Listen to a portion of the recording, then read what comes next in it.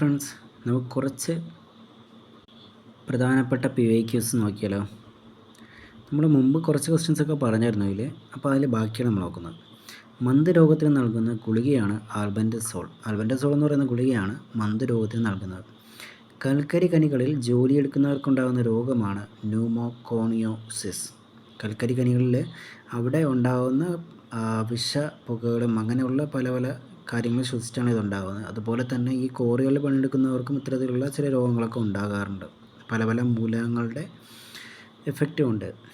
ഓക്സിജൻ്റെ കുറവ് മൂലം അരുണരക്താണുക്കൾ അരിവാൾ പോലെ വളയുന്ന രോഗമാണ് sickle cell anaemia. Sickle cell അനീമിയാണ് ഓക്സിജൻ്റെ കുറവ് മൂലം അരുണരക്താണുക്കൾ അരിവാൾ പോലെ വളയുന്ന രോഗം.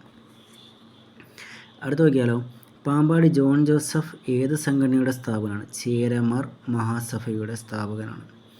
ഡോക്ടർ ഹെർമൻ ഗുണ്ടട്ട് തലശ്ശേരിയിൽ നിന്നും രാജ്യസമാചാരം പത്രം പ്രസിദ്ധീകരിച്ച വർഷമാണ് 1847.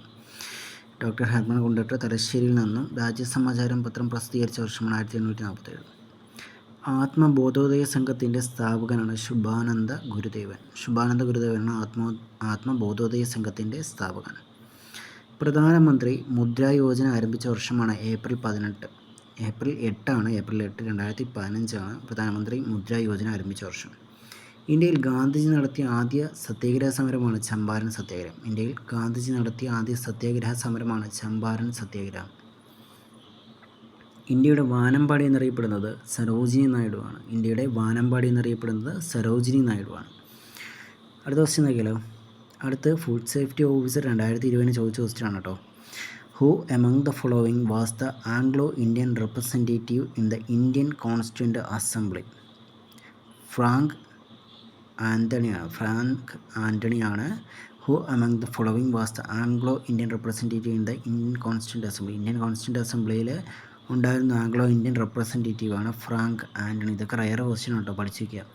ആർട്ടിക്കിൾ 21 അതിനെക്കുറിച്ച് പറയുന്നത്. ആർട്ടിക്കിൾ 21 പറയുന്നത് റൈറ്റ് ടു ലൈഫിനെ പറ്റിയാണ് പറയുന്നത്. Returning officer for the election of president of India.